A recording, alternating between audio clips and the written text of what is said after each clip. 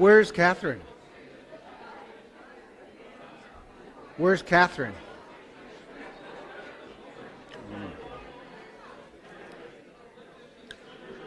All right, just an announcement.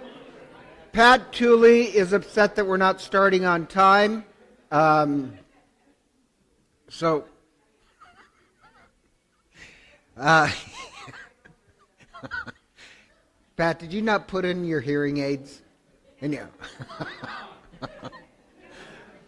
So why don't we start in the name of the Father, Son, and Holy Spirit. Our Father, who art in heaven, hallowed be thy name. Thy kingdom come, thy will be done, on earth as it is in heaven. Give us this day our daily bread, and forgive us our trespasses, as we forgive those who trespass against us. And lead us not into temptation, but deliver us from evil. Amen. All right, well, I have to start off by saying I lied. I was going to do, like, chronologically, kind of the study of evil based on the Bible. So this week should have been wisdom literature, talking about Satan, but actually I decided to change things up because, like, I don't want you to get bored, and part of not getting bored is to kind of get things jiggy. So I want to work off that Yetzer Hara, Yetzer HaTov, the impulse, and try and control it. So this would have been a class on Satan, but I'm going to switch it up and move to the 20th century. Because by the 20th century, there's actually been some interesting studies and examinations on evil. So I apologized, I lied, I just want to change things up. So I want to start with this woman named Hannah Arendt. Anybody else know who she is besides me? Oh, isn't she amazing? So she really was a genius. So she got her PhD at age like 23. She was in Germany. She's Jewish.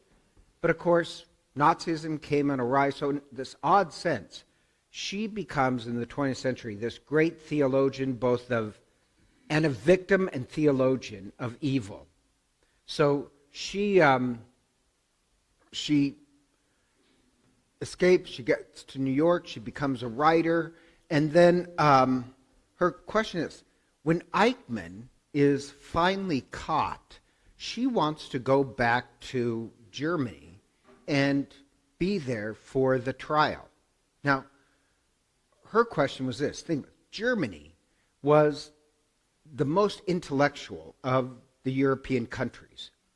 Great art, great history, great intellect, because you hear people say, well, and honest to God, I hear still, the reason why people choose evil, it's just lack of education. Germany was highly educated. Why did they fall to it? So Hannah Arendt, she wants to examine that. And she has two basic theological positions of evil. One is called the banality of evil. I'll get to that in a second. And the second one is the totalitarianism, the radicalness of evil. And you've heard the word totalitarian, right? She's the one who invents that. And a totalitarian system can either be the extreme left or the extreme right politically. And you know the theory of the horseshoe of political theory, right? Oh, okay. So I'm a horseshoe. This is a horseshoe, right? That the more extreme you go on the left or the more extreme you go on the right, they actually kind of almost meet, and they're identical. So whether it's a dictatorship or communism, they all have the same traits at a certain point. You know, ruthlessness, Does that make sense? So they could be, like the political theorem is not extreme opposites. The more you go to the extreme, the more you become the opposite. So, and she said, those two extremes lead to totalitarianism, whether it's extreme left or right. Totalitarianism is when the state wants to control absolutely the total of everything. Economics, the political system, and in totalitarian regimes, they always want to give you their morality. It doesn't matter if it's extreme left or right. And so totalitarian aims at what she calls radical evil. And the word radical means at the roots. That totalitarian tries to redefine morality at the roots of the human person. So a society can undergo an inversion of what is good is evil and what is evil is good, because morality just becomes about what's legally supported by your country. So she said you don't get moral anarchy when you go to totalitarianism. What you get is moral inversion. It's not that there isn't any morality. It's the opposite. Suddenly, under extreme totalitarian regimes, they want to redefine evil is good and good is evil. Now, I'll get into this later. This, I think, is a brilliant insight because, like, Plato said this, and I'll talk about the Greek philosophers later, but Plato said nobody actually commits evil saying, I want to commit evil. Or most people don't. You know what they do? They just redefine, I'm not evil, I'm just patriotic. I'm not evil, I'm just standing up for justice. But so they redefine evil as good and good as evil. And she said that's what totalitarian regimes do. So in a nutshell, that was brilliant. Her other really brilliant thing when it comes to evil is what she calls the banality of evil. And the banality, banal means like ordinary or ordinary, dull. That sometimes the greatest evil is banal. It's so ordinary and dull. And this is what she learned from Eichmann. So I want to show you a picture of Eichmann so you can see what I'm talking about. Well, before I do this, I'm not going to do this. Never mind. So she goes to the Nuremberg trials, and she wants to interview and see Eichmann. And in her mind, she thought when she met Eichmann, Eichmann would be all dressed in black and this angry, vicious, Jew-hating, you know what I mean? Like the Hollywood image of a Nazi. She was shocked when she sees Eichmann, that Eichmann was actually this prim and proper vacuum cleaner salesman. So that's actually what he was before the war. And this is Eichmann. Now, I know it looks kind of boring, but Eichmann, this sounds strange, Eichmann was type who, and I'm just going to exaggerate, never cussed, never broke the speeding, always prim and proper. One of the greatest evils of the 20th century, and she said she was shocked that he had this white press shirt, buttoned down, very polite, very ordinary, and the greatest evil could look so banal.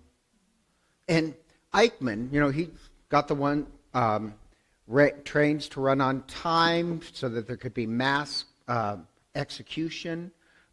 He's the one who came up with the final solution. But he truly is. Banal means extraordinary, ordinary, and boring. And what she discovered is that she thought Eichmann hated the Jews. He never hated the Jews. But he thought that he was being moral because being moral is obeying the law. And so what morality, if the law says Jews must die, he was just very good at carrying out that law of killing millions. And it never bothered his conscience because he's prim and proper. He's just obeying the law. And so Eichmann, she was shocked. There's even the story of Eichmann. He didn't hate Jews.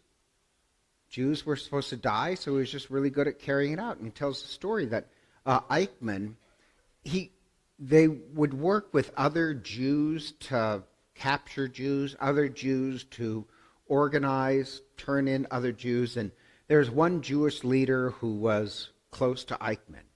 And accidentally, this Jewish leader gets his name on a list to go to Auschwitz. So Eichmann goes to Auschwitz to meet with this guy. And he meets him, and he laughs. He says, "Oh, my friend, sorry, this is a terrible clerical mistake. You weren't supposed to be sent to Auschwitz." And the guy says, "Well, can you get me out?" And Eichmann says, "Well, no, you're on the list now. I can't do it." Like, he could only honestly say, "Oh, my friend." But, rules are rules. You have to keep the rules. And so the odd part is that sometimes the worst evil is banal. And so she would say, because I heard somebody say this just this week about Nazis, and says, "Well, they were devils." And Hannah Arendt says, don't call Nazis devils, because it lets us off the moral hook of the moral framework that this could happen to us again if we have a banal morality. The Holocaust was not an act of demonic villains, but a whole society that chose to invert their own morality. So that's what she said. And you want to say, "Oh, those Nazis were devils," or da-da-da-da-da. Well, I think she's right. Don't say that. People choose their morality. They chose it. And so her insight was brilliant, where, wow, what if the worst, because we all want to think that a sociopath is, wears tattoos or, but what if the worst sociopath is as prim and proper, never said a cuss word in his life, never has broken the speeding limit, but doesn't mind if millions die and unaffected by it because it's moral? Does that make any sense? So do you know how many times I've come up with the banality of evil? How much evil is there in the world because people have chosen the banality of evil? And I'm sorry, I know I have my issues. I have a lot of issues. But even the diocese this week, not last week, 2 weeks ago, this guy is looking for an annulment. But to get an annulment, you need a marriage certificate. But he was married, in his 20s, decades and decades ago in a foreign country. He can't get a marriage certificate, but he has United States judge signature of a divorce decree, which, if you get a divorce decree, I don't know if you know this, it means that you're married. But the diocese won't grant it because he doesn't have a copy of the marriage certificate. But that's what I mean, the banality of evil. I'm sorry, rules are rules. You're missing that one sheet of paper. But you can't see what's morally good because I follow the strict canon law. Does that make any sense? And she's right. If you really look at it, how much evil is there in the world, even the worst evil in the 20th century, because of the banality of evil? You think you're moral because you don't cuss or speed or anything like that, but for God's sakes, you cannot feel the millions that you put into the concentration camp because it was legal. And you get so many bureaucrats who think that way. Does that make any sense? I got mad once in my life. I don't want to explain the whole thing, because this guy who was checking people in was upset because this woman needed a wheelchair, but she didn't mark it on her sheet beforehand. So he was saying, well, no, you can't have one because you were supposed to mark that before. And here you have this 20-year-old who's chewing this woman out because she doesn't get a wheelchair because she didn't mark it ahead of time. So he said, I'm going to give you a little free education. This is called the banality of evil. You can't, I told her, Hannah Arendt, you can't feel for this woman who needs a wheelchair because she didn't fill out the right forms. Does that make any sense? But you choose to invert your own evil, is what Hannah Arendt said. And the odd part is you get this question, and I'm going to deal with this. Have you ever played this game? Who would collaborate with the Nazis? Who would collaborate with the Nazis? And then think that what they're doing is moral. I actually do look at people that way. There's this, tell you a story. There's this, in the seminary, we had this problem. We had nuns in the seminary who taught, loved the nuns, they're all great, except for one. she was mean. She was mean as a snake. And there was this Trappist monk who was getting ordained for his Trappist monastery. But he was like 65 years old. Well, at that time, to me, seemed ancient. Now it's pretty young. Anyhow, this nun had a music practice before evening prayer, and the priest's name, seminary now, was Tom. Tom, this holy, sweet Trappist monk, comes like 10 minutes late into the music practice, and Sister Loretta stops the music practice. And she berates him in public and says, Tom, why are you late? And he says, I'm sorry, I accidentally fell asleep and missed it. And she says, well, do you want to come up here and do a solo? And he says, no, sister. He says, well, she said, never be late for one of my music practices again. And because I'm me, I'm like, oh, she is going to pay for that. So anyhow, I have this ability to be irritating. It's my superpower. So I would play that. You want to play that game, I can play it, where I can be super irritating but technically never break the rules. Does that make sense? So she called me into her office once, and I was always very polite, but you know what I'm doing. So she called me into her office once, and her lips were just so pursed. And she says, Leonard Macmillan, you are the rudest person I've ever met in the world. So I said, oh, sister, that's a problem. You need to get out and meet more people. I'm sure that...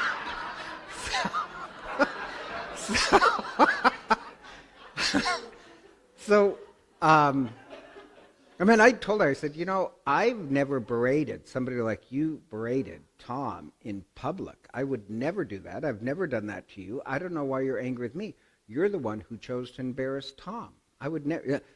So anyhow, she wrote several letters trying to stop my ordination. Oh, big deal. I knew it. Come on.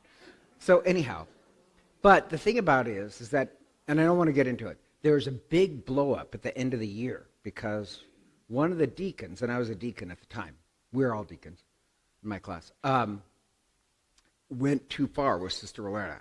I was always respectful. I know how to fly under the radar. And so the rector got us together because this is a big problem. And one of the seminarians, this deacon, used to be with the other guys in my class, and they'd complain about Sister Loretta. And he'd be like, oh, I went and I spoke to the rector about it, and da-da-da-da-da.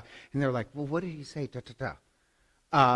And whenever it's that way, like, you know me, I'm kind of angry, but I really don't need help in getting angry.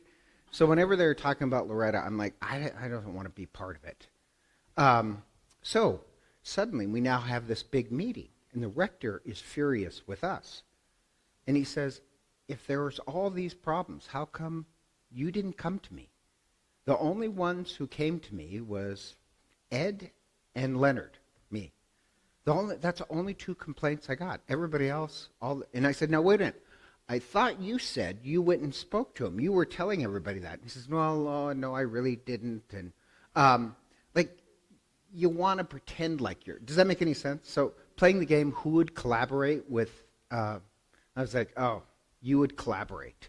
But like Sister Loretta is a good example of the banality of evil, because she was prim and proper, and the deacons were prim and proper, at least to her face, but they would whine and complain and be angry behind her back. Anger is not the same thing as courage. If anything, the guy was a pilot fish, like hanging next to the shark. Be close to the shark for protection. But anger is fake courage. And anger always ends up corroborating with evil. So anyhow, I'm just talking about this because have anybody here read Mein Kampf? In high school you have to read it. I was kind of shocked. Didn't want to, but I was kind of shocked because Mein Kampf is called a political manifesto. It is not. Read it. All Hitler does in Mein Kampf is complain and kvetch and say what a victim he is because of the French and the Jews. All he does is complain. And he wants other people to feel his anger. It's not a political manifesto. It's a manifesto of anger and complaining. And the problem is that you get this banality of evil, where evil loves to masquerade as moral. So, my God, Mr. Prim and Proper Eichmann is very good at that. I don't cuss, I don't swear. Or did you guys read Fever in the Heartland by Timothy Egan? It's about the KKK. It's a great book. But the KKK always promoted themselves that we're for morality. We're just trying to protect women. But in secret, they were raping and beating women or their wives. Everything they said publicly was the opposite, but they won at least the public appearance of the banality of evil, of being prim and proper. So if we're going to recognize evil, you have to kind of get, I think Hannah Arendt is brilliant. You have to recognize the banality of evil. So that's one huge insight. Then there's always been these psychological experiments on evil in the 20th century. And I want to mention 5 of them. So there's 5 studies. So since World War II, social psychologists have developed various experiments to measure human tendencies towards blind obedience or the willful engagement of cruelty to other people. And so there's 5 of them. There's the famous Milgram experiment, the Philip Zadro's Stanford prison experiment, the disturbing experiment on the Good Samaritan studies, brain studies, brain mapping, and sociopath studies. So the first one is the Milgram experiment. And I know many of you probably have, well, that's not Milgram, have heard of it. So just curious, how many people here, oh, that's still him. Oh, how many people here have heard of the Milgram experiment? Oh, it's fascinating. So the Milgram experiment in 1961, Standard Milgram, a psychologist at Yale University, conducted a series of experiments designed to highlight the power of authority. So this sounds kind of strange. Subjects were recruited to administer a series of electric shocks with escalating voltage to victims who were strapped in a chair in another room. And you can hear the person cry out in pain. And as the subjects, now, to be honest, the person in the white lab coat who was conducting it and the person in the electric chair were actually actors. So nobody got hurt. But if everybody here was recruited, the subjects actually thought that they were giving victims increasing electrical volts. And tape recorder in another room recorded it all. So as they pushed the button to have somebody electrocuted, the actor would cry out, scream in pain and rail, and eventually fall honestly silent and acting dead. Now, ultimately, the subjects were, the last one is to give 3 450 electric volts to the now appearingly dead person. So how many people would do that? In the Milgram experiment, this should shock you. 65% of the participants delivered fatal series of shocks. And they were very uncomfortable. But when told to electrocute somebody, 65% did. And at some point, every participant paused and questioned the experimenter, but the actor in the white coat said, "Oh, no, you have to do this. You signed up." You know, only one person, after the first volt, when it was painful, refused to go anymore. You couldn't push that person to do anything. Now, the overall results of the study, and this is just jaw-dropping to me, is roughly, and there's problems with this experiment, they've tried to repeat it, but it's always the rough, basic outline, that 2/3 of all participants would inflict a fatal electric shock if they're told to by some authority figure. Only 1/3 would stand their ground and say, no, I'm not going to do this anymore. So that should shock you. Because everybody in the test first would say that they are a very moral people. And this has been repeated. Now, Now, the experiment is contested, but it still leaves us with a very disquieting aspect of the morality of ordinary human beings in our society. Over and over, 2/3 of good people, good moral people, will cooperate with evil if that evil has some sign of power or authority. Only 1/3 will stubbornly resist evil.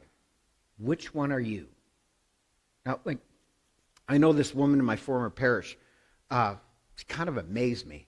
What was her name? Emma Hoffman. You just meet Emma Hoffman, and she has gravitas to her personality. She's very helpful. She's very sweet. But nobody pushes Emma around. And so, when I read this study, it's Emma Hoffman who would say, no, I am not going to do this. You can berate her. But as sweet as she is, she also has the gift of stubbornness. Have you ever thought 2/3 of people, they're moral in the sense of the banal sense? They believe in being nice and da-da-da-da-da-da. But 2/3 of our society will fold if some authority figure says you got to give somebody electric shock. Does that not shock you? So, yes, we're weak. So, going back to the Yetzer Ra, 2/3 really do not work hard to master their raw impulse, the selfish impulse. And I don't know, I'm always I do believe that. If some dictatorship took over, you better believe 2/3 of people will fold. Good moral people. So you're wondering, well, how could Germany fold to Hitler? They're still good people. But when an authority figure tells you to kill somebody, I guess you'll do it or gas them. Does that make any sense? I hate to say it. So the one thing you walk away with is that, and I'll get into this. You want to develop some grit and stubbornness that I will not participate. Being moral does not mean being just, sweet, and kind. That's banal. You have to have some stubbornness. The second experiment that was kind of shocking is the Stanford experiment. Just curious, how many people have heard of this one? Okay, it's a little bit better. So this was done in the 70s by this Professor Philip Zimbardo of Stanford. And he was kind of exploring the same tendency of human beings. Which percentage of good people will turn brutal? And here he had 21 undergraduates from Stanford, deemed psychologically stable, great grades, and randomly half were chosen as guards and half were as prisoners in this mock prison experiment. And the guards were given uniforms and mirrored glasses and wooden batons and insignias that they were guards, but they were only props. And prisoners were given these ill-fitted smocks and stocking caps and were assigned numbers and wore chains around their ankles. And everybody in the experiment knew this is just a game. This is just a game. But prisoners were arrested at their home. It's kind of funny. Arrested at your home, put in this mock prison. But actually, within hours, the guards lived up to their roles and started to act with greater degrees of cruelty. Not all, but you know what it is. 2/3 will enjoy being cruel, given some authority.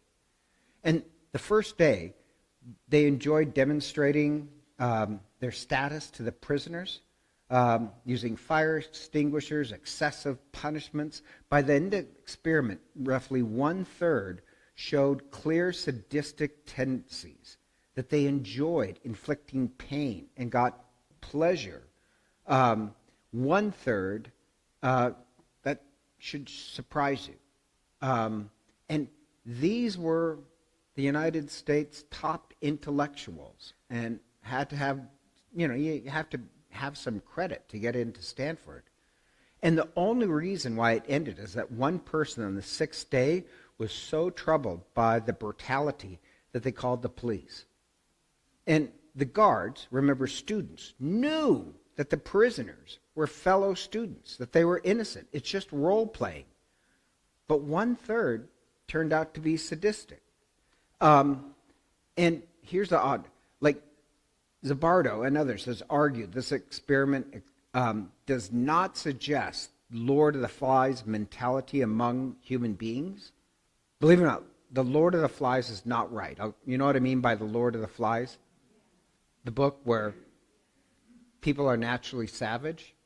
Actually, that's not true. People are not naturally savage. If we're I'll talk about that, marooned on an island, the highest likelihood is that we'd live together in unity and work together. But what it does show is just how malleable the human personality is. That it shows the readiness that some of us, when inhabiting a role of power, will succumb to sadisticness. Not all human beings, but if you have 1/3 that would, you need the other 2/3 to prevent them. And Zobder and his team believe the experiment reveals that people are inherent creatures of context, even if that context is temporary and implausible. That given some authority, some people's worst attributes will appear. And yet, in society, they're upstanding, successful Stanford students. So Zobdar's experiment showed how easy it is for human beings, how quickly they slip into sadism. 1/3 will slip away quickly, away from kindness, just when given a little bit of power. And in one sense, we're all actors. We human beings love to act. But you have to be so careful because as a group, and I'm talking about a group, 1/3 of society will quickly slip into sadistic behavior if given power. So this sounds kind of strange. Like for me, Meister Eckhart, the great Rhineland mystic, German mystic, after his mysticism, these encounters with God, he would say to priests, be very careful about your displays of power. Wearing clerics and things like that, you could be seduced into doing evil, all while supposedly standing up for morality. So he was always warned priests, avoid shows of power. And he's right. 1/3 power will seduce people. Now, in ordinary society, with just being a student, they're polite, they're kind, that's the banal of evil. But once they're given power, you'll really discover what their morals are. Does that make sense? Do you find that not disquieting? And so, yeah, you have to work on the Yetzer Hara. Now, just what they found is that we are not Lord of the Flies. Actually, did you ever hear that story of these? There's 16, there are 12 and 13-year-olds who were marooned on an island. True story. No, they all worked together. There's no violence among them. They all worked together. They said it was this best experience before they got saved. So we are not naturally Lord of the Flies. But here's a problem. 1/3 of us, if given power over other people, it will turn into Lord of the Flies. It's not that power is bad, but you need everybody to keep in check. And you need to make sure your Yetzer Hara, your need for power, is always that you master it. Otherwise, as God said, it will master you. Does that make any sense? So, yeah, it's a shocking part about evil. So then the other, and this is also, sorry, these are disquieting experiments in evil. The other experiment was called the Good Samaritan experiment. And I don't know why computers hate me. So just curious. how many people have heard of the Good Samaritan experiments? Okay, a little bit more. The Good Samaritan experiment was conducted at Princeton University among Princeton theological group. And it was to show how easily people are lured away from goodness by very trivial circumstances. So in these studies, they had two groups of seminary students. One group was asked to give a homily on the parable of the Good Samaritan. And this is not a Catholic. Princeton is not Catholic, but the second group was asked to give a talk on job opportunities in the seminary, job placement. So, two different groups, right? And obviously, these are good people, but half of each group was told that they, in the experiment, half the group was, let's say you're going to give a homily, you have your homily prepared on the Good Samaritan. Half of them would be like, oh my God, we got the wrong time. No, you have to go give the homily now. It's across campus. Go now. Or your group, you have to give a talk on seminary job opportunities. Oh my gosh, no, we got the wrong time for the interview. The lecture's now. And so that was one group. Does that make sense? So there's 4 different total groups. And the other groups were like, no, you know the time. You got an hour to get there. So half the group was rushed and panicked.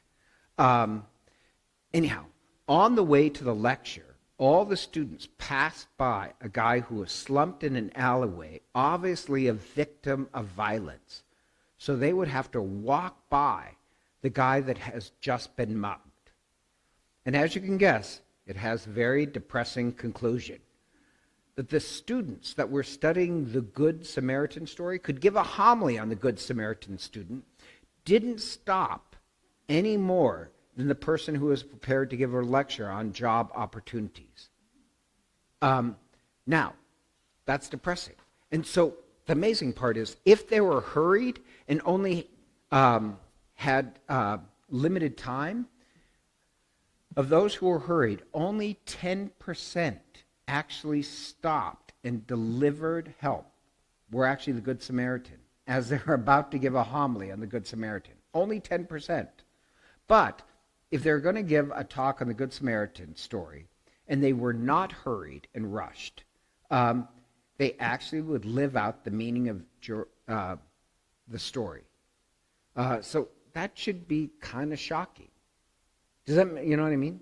Because a lot of people, once again, think, if you just knew your catechism, if you just knew the Bible, you would be more moral. But here's what I want to offer. That may be true. I'm not saying it's not true. But context matters. Our morality is situational. If I get you geared up, ginned up, in a hurry, nervous about something, your morality decreases. So morality is contextual. Does that make sense? You can't say you'll always behave the same. You know right and wrong. But you get ginned up or nervous or in a hurry, your morality plummets. But the ones who had time, the one who were not rushed or panicked, they gave help. So what the study proves is that character as a moral quality only matters depending upon the situation. Character only mattered for 10% of them. What really matters is a setting that character plays in. And I hate to say this, if you think, well, that wouldn't be me. The stats are, it would be you. The setting matters. If you're not overwhelmed or rushed, most of them would be very moral. So the conclusion is this attribution theory, that according to most people's moral behavior is also determined by your surroundings. 10%, it's kind of shocking. They'll behave the same way, rushed, panic, or not. Most people, a character as an innate moral quality that we possess is not that dominant. It's only dominant for 10% of the population. However, in the right context, people would choose to be moral. So character is only one factor of morality. Situation is the biggest factor. So, like, just telling my reflection, when I discovered this, like, I have to say, I am part that my morality drops. So, like, I have busy days, but I can be incredibly curt, like, oh my God, don't even start me. I'm an awful person because I'll be in the middle of something and somebody will say, hey, can I talk to you? I'm literally doing a funeral. Like I've been ready to start a funeral and somebody said, I need to talk to you. There's literally a family here. What are you talking? You know what I mean? So like this sounds kind of strange. In my priesthood, there's an emergency every single day. And when I first started my priesthood, I'm still kind of angry and upset. But like I'm always a worker. Like I got my work, I got my plan. Oh my God, I have to run to the hospital and I have to squeeze that in. And I was having some problems. So I talked to a friend of mine who is a doctor and I was just kvetching. And he said, well, why don't you do what I do? And I said, well, what do you do? He says, I'm a doctor. You don't think we have emergencies every day? He says, I reserve 1 hour a day for emergencies. And I was like, oh, that's brilliant. So, believe it or not, I reserve 1 hour a day for emergencies because I guarantee you every single day there's going to be an emergency. But if I let the emergency control me, my morality drops down. My patience, does that make sense? So, yeah, it doesn't matter when you call to be anointed. You'll be anointed at 1:30. Because that's what...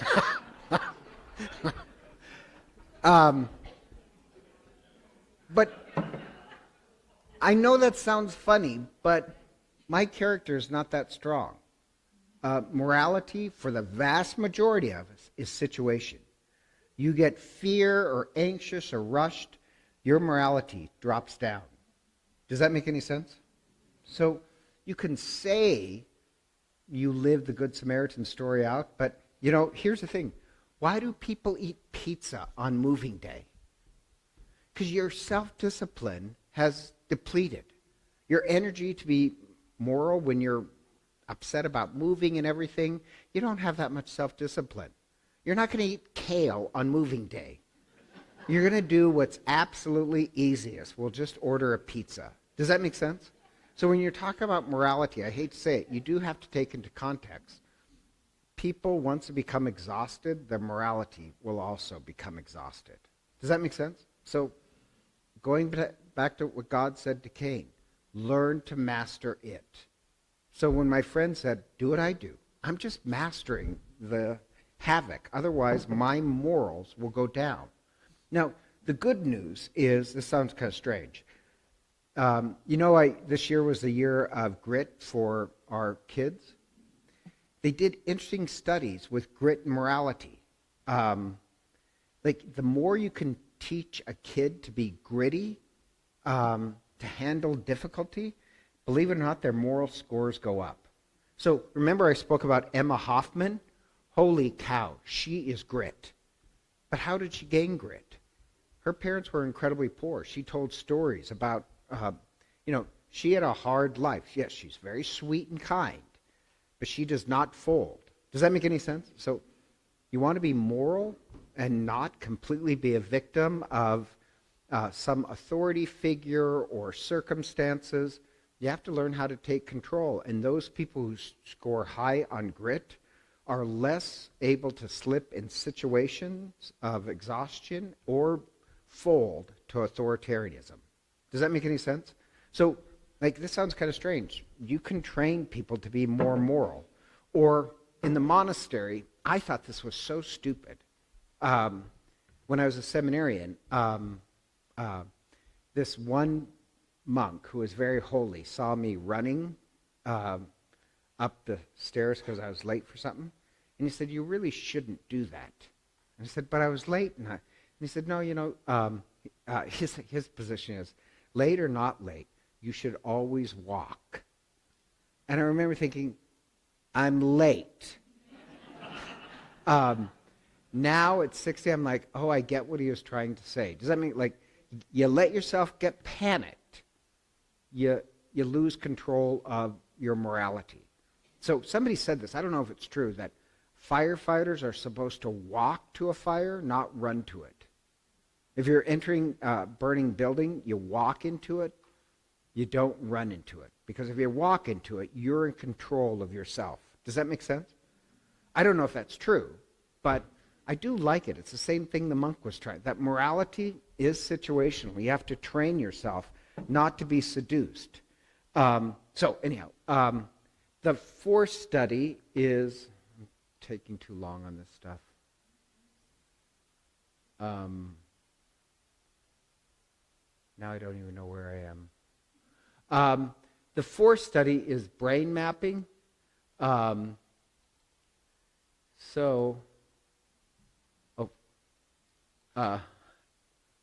again, it hates me. Oh, okay. So I mentioned this before. It was only started about 25 years ago. First started by this guy named Andrew Nuremberg. He's not a theologian. He's just a neurologist. But they've done dozens and dozens of studies on your brain on prayer. And he's the one who took 50 Buddhist monks and 50 Franciscan nuns. The nuns would pray a rosary. The monks would do their chanting. And the shocking part is the same parts of their brain light up. And his overall book, it's called Why God Won't Go Away, is your brain is hardwired to pray. And it has all these benefits for praying. You think more with your frontal cortex, blah, blah, blah, all this great... regular prayer life has this huge effect on your body, your brain. Your brain becomes more healthier. But here's the amazing part is, they did find people who meditate regularly, pray regularly, have a higher morality, less inclined to give in to authority. Does that make any sense? So, amazing. But then, later, he realized, you know what the problem with that study? Yeah, you are more moral if you pray. So you're more resistant to evil if you have a regular daily prayer life. However, he realized the weakness of that study was, whether it's Buddhist monks or nuns, they have kind image of the divine, right? What would happen if you take a fundamentalist religion that believes in anger or the rapture or, God is going to punish people? What do their brains? Their brains light up completely different. The parts of their brains that light up most is they call that the reptilian brain, where all your emotions are. Their prayer life makes them more angry and more fearful. So it's an ambiguous finding. You can say prayer makes you more resistant to evil, more moral, depending upon the type of God you're worshiping. You may just become more angry and more fearful. And they tend to be more antagonistic and aggressive. So only because I'm running out of time, we'll skip that. Studies on sociopaths. There have been, all these studies on sociopaths. Sociopaths are basically 1% of society. So here's the really good news. Sociopaths are incredibly rare, right? That's great news. Kinda. But so let's say there's 100 people in this room. That means we have one sociopath among us. And I think it's you. But here's the disquieting thing. So they're 1% of society, and this should shock you, but they're 6% of any hierarchical organization. Isn't that amazing? So the army, government, the church, corporations, they're 6% of a hierarchical system. Now, usually sociopaths don't rise to the top. They rise second to the top. And they did this study on putting people in different slots of types of workers. So just the main one is, we'll go through. There's those who, they basically punch in and punch out. They don't try too hard. There's those workers who are the caregivers. And then sociopaths. There's more categories than that. I just want to have those three. And those who test not sociopaths, but low empathy. One characteristic of sociopaths is they can't feel compassion. They can't feel guilt. So they're more narcissists. Who tests out, who does the best in a corporation? Believe it or not, caretakers. Who's second successful is narcissists. And then, those who just check in. Now, oddly enough, and this shocked him, who does worse in a corporation? Caretakers. So then they had to have a study. Well, why are these caretakers so successful and these caretakers at the bottom of success? And the difference is these ones up here, they would help you if you needed help. But if you cross like a boundary of acceptability, they would cut you off. They're not going to help you endlessly. They're not going to sacrifice their career because you can't get your stuff together. The ones at the bottom, the caretakers at the bottom, didn't have good boundary issues. Does that make sense? No, I'm telling you, don't do this again. Does that make any sense? But the odd part with sociopaths is that they're really pretty successful. And they're successful, and they're usually very charismatic. But they have no empathy. They have no fear. They have no pain. So there's three dangers. It's called the dark triad. Sociopaths, Machiavellians, and narcissists. I hate to say this, it seems to be proof that there's more and more narcissists growing in our society, but sociopaths are the most dangerous. Anyhow, what's amazing, I kind of think, is, in the Bible, sheep will follow a goat. Sheep is a good person. Goat is evil person. That does seem to be true. So the overall thing is that this difference between character and versus settings when it comes to evil. And the truth is, we are very susceptible to our settings. So what's the solution? One is, for me, this is what I kind of think. You can have your own opinions. This is my opinion. One learning from this is rules. Like the Yetzer Hara, the good impulse, that's what we want to foster. But what if people start worshiping rules as God? So Eichmann, in his own mind, was very moral. The law said, kill Jews. He was very good at it. And when it comes to us religious people, let's never confuse rules with God. Otherwise, you become as silly as a canon law. Like, well, we have proof that you're divorced, but you didn't get certificate of marriage, even though it's clear you're married. People worshiping rules. Does that make sense? That's why I like this. The last canon in the canon law is do whatever you have to get people to heaven. So after thousands of canons of law, the last one is do whatever you have to get them to heaven. I like that. I use that a lot. Secondly, never worship government or political parties as God. Why did Germany become so, these great intellectuals become so evil? They started to worship politics as morality. And remember, I don't want to get it, the Antichrist. The Antichrist will be somebody who wants to be worshipped. Going back to Satan. Satan will use anything to destroy us, anything, so that we are destroyed. So he'll take our loyalty to the Republican Party, to the Democratic Party, to capitalism, to socialism, just to destroy us. So the real enemy is never an economic system or a political party. I think the real enemy is evil. And evil will always turn politics against us. So I'm not against politics. I'm against worshiping politics. So the kingdom of David, think about this. The kingdom of David is blessed by God. But then when a few generations, God calls the king Israel a new Egypt, a source of evil, because they just started to worship politics as a moral system. Whether you're Democrat or Republican, politics is not a moral system. It can be used against us. Does that make sense? So I think that's why Germany fell. They're more loyal to their political system than to God. And remember, the first sin in the Bible is we don't need God. But what happens if a whole community says that? So I know that Satan can use politics or science or anything to exacerbate evil.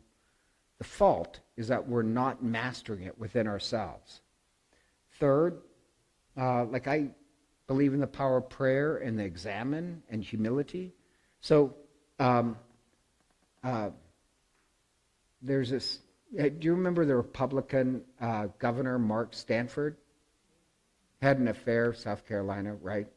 And he was really sincerely concerned about Republican pork in the State House. So he does this thing where he runs on being fiscally conservative. That's what the Republicans ran on. And then when he becomes governor, the Republican senators, they want certain pork for themselves. So they're all for fiscal conservatism as long as they get their pork. So he does this thing where he shows up in the Capitol with 2 pigs on a leash, just pooping all over the place. And he embarrassed them. But so you can say you're for something as long as you're blind. It sounds kind of strange. I don't think they're evil. But I think you blind yourself to your own self-examination. I am for fiscal conservatism unless it's something I want. That's why I love humility and examine. I love praying the examine because I want to be reassessing, seeing my own blindness. It's trying to master the Yetzer Hara. So I think you want to fight evil, pray.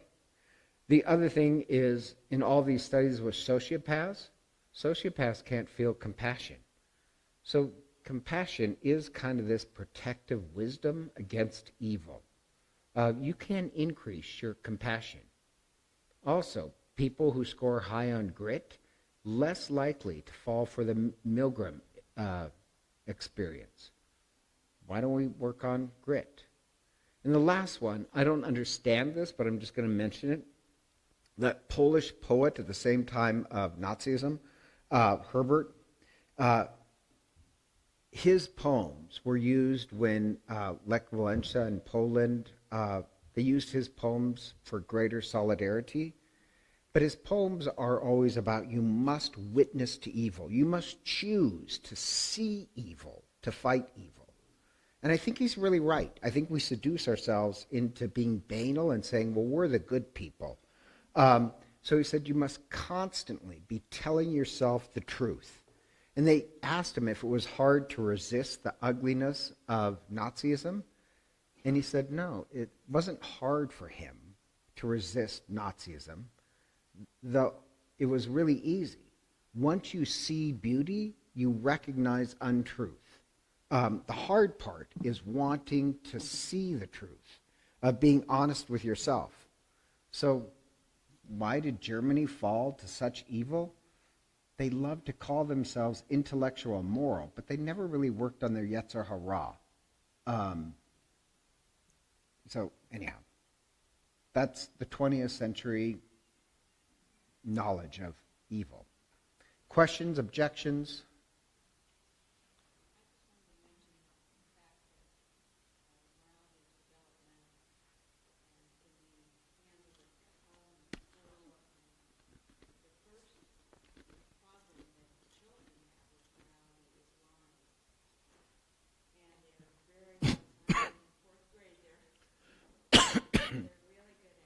She makes a good point. They have discovered morality is developmental, so you really do need good parents. And actually, this sounds kind of strange. Yes, children lie, and you need to catch them in a lie for moral development.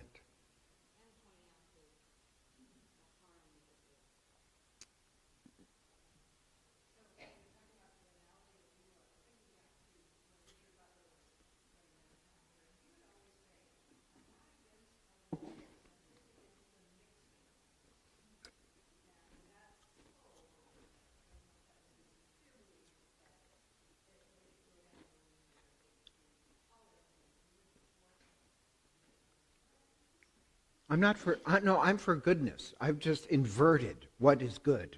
So they're right. They always invert. What is good is evil, and what's evil is good. And notice how he also had a chapel and a church. They're very moral people. So, was this okay? Did you understand it? Too confusing? The scary part is, I hate to say it, 2/3 of people will fold when it comes to evil. Good people will fold. So become stubborn.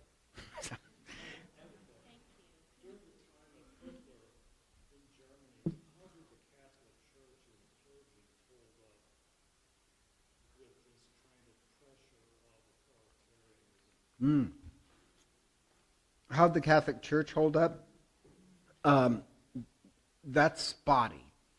So that's a spot, but generally very good. Because think about this: of the righteous of the Gentiles, most of them were Catholics. Those who saved.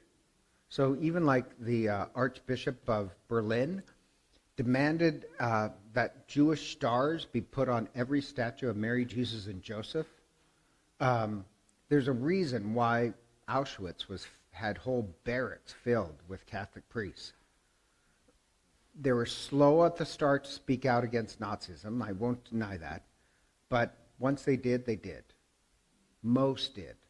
But, some capitulated as well.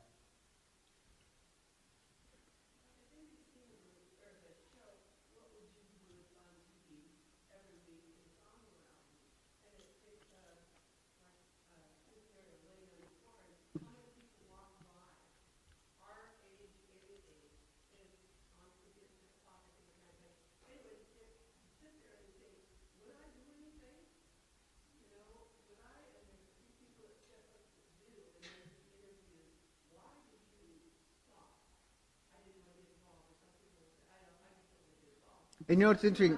Of those, I bet all of them would say, I'm a very good person. I just don't want to get involved.